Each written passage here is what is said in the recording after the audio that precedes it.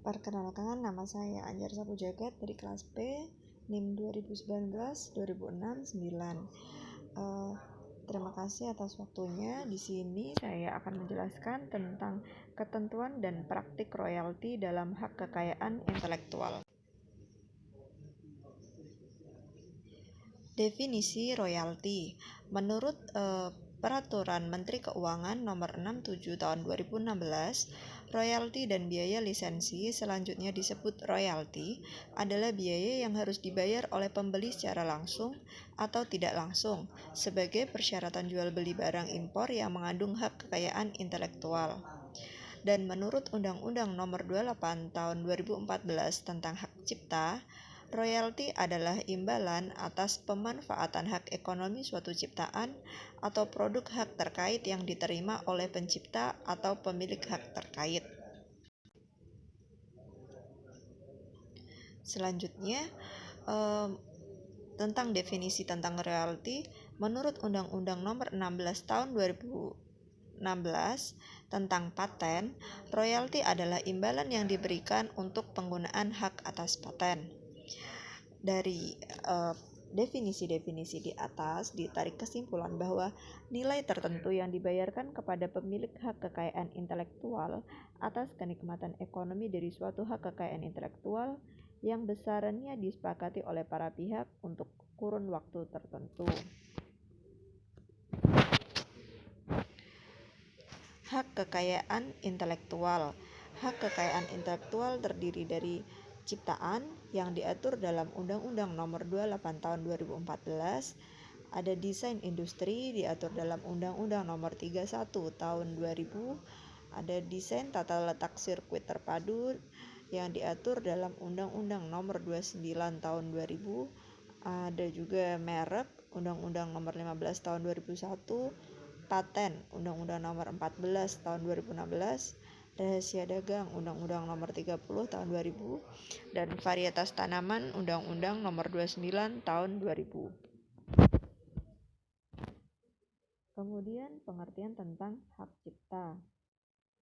Hak cipta adalah hak eksklusif pencipta yang timbul secara otomatis berdasarkan prinsip deklaratif setelah suatu ciptaan diwujudkan dalam bentuk nyata, tanpa mengurangi pembatasan sesuai dengan ketentuan perundang-undangan. Kemudian, pengertian dari ciptaan itu sendiri adalah setiap hasil karya cipta yang di bidang ilmu pengetahuan, seni, dan sastra yang dihasilkan atas inspirasi, kemampuan pikiran, imajinasi, kecepatan, keterampilan, atau keahlian yang diekspresikan dalam bentuk nyata. Selanjutnya, hak cipta merupakan hak eksklusif yang terdiri dari hak moral dan hak ekonomi. Yang disebut dengan hak moral adalah hak yang melekat secara pribadi pada diri pencipta. Hak ekonomi merupakan hak eksklusif pencipta atau pemegang hak cipta untuk mendapatkan manfaat ekonomis atas ciptaan.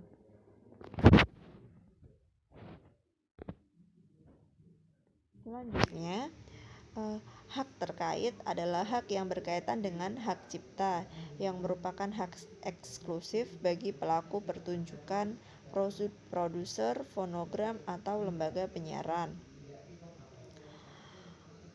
Pelaku pertunjukan adalah seseorang atau beberapa orang yang secara sendiri-sendiri atau bersama-sama menampilkan dan mempertunjukkan suatu ciptaan.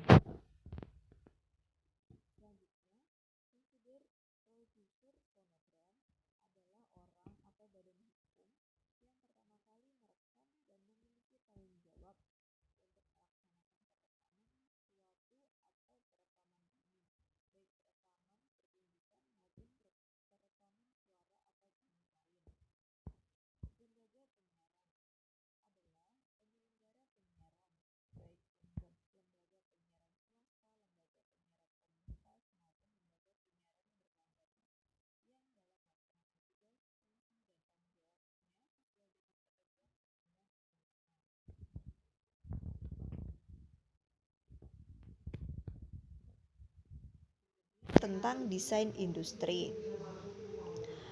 Pengertian dari desain industri adalah suatu kreasi tentang bentuk, konfigurasi atau komposisi garis atau warna atau garis dan warna atau gabungan dari adanya yang berbentuk 3 dimensi atau 2 dimensi yang memberikan kesan estetis dan dapat diwujudkan dalam pola 3 dimensi atau 2 dimensi serta dapat dipakai untuk menghasilkan suatu produk, barang komoditas industri atau kerajinan tangan. Pemegang hak desain industri memiliki hak eksklusif untuk menyelenggarakan hak desain industri yang dimilikinya dan untuk melarang orang lain tanpa persetujuan membuat, memakai, menjual, mengimpor, mengekspor, atau mengedarkan barang yang diberi hak desain industri. Kemudian merek. Merek adalah tanda yang berupa gambar, nama, kata, huruf-huruf, angka-angka, susunan warna, atau kombinasi dari unsur-unsur tersebut yang memiliki daya pembeda dan digunakan dalam kegiatan perdagangan barang atau jasa.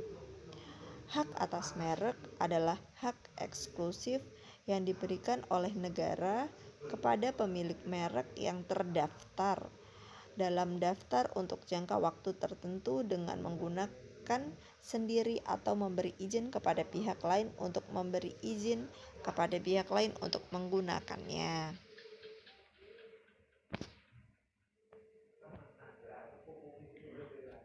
Kemudian adalah hak paten.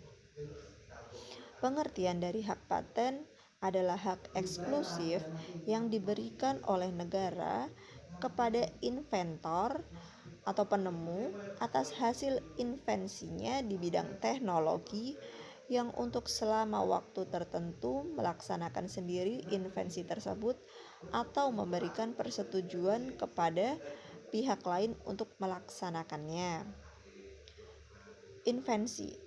Pengertian sendiri dari invensi itu adalah ide inventor atau penemu dari hak paten yang dituangkan dalam suatu kegiatan pemecahan masalah yang spesifik di bidang teknologi, dapat berupa produk atau proses, atau penyempurnaan atau pengembangan produk atau proses.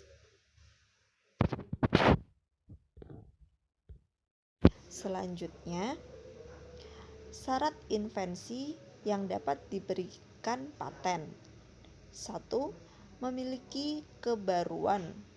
2. Memiliki inventive step. 3. Dapat diterapkan dalam bidang industri. Kemudian, hak paten, pengertian dari hak paten. Hak paten adalah hak eksklusif untuk melaksanakan paten yang dimilikinya atau melarang pihak lain yang tanpa persetujuannya membuat, menggunakan, menjual, mengimpor, menyewakan, menyerahkan, atau menyediakan untuk dijual atau disewakan atau diserahkan produk yang diberi paten.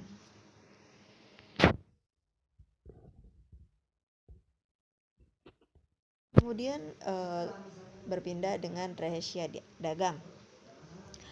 Yang disebut dengan rahasia dagang adalah informasi yang tidak diketahui oleh umum, bisa di bidang teknologi atau bisnis, dan mempunyai nilai ekonomi karena berguna dalam kegiatan usaha dan dijaga kerahasiaannya oleh pemilik rahasia dagang.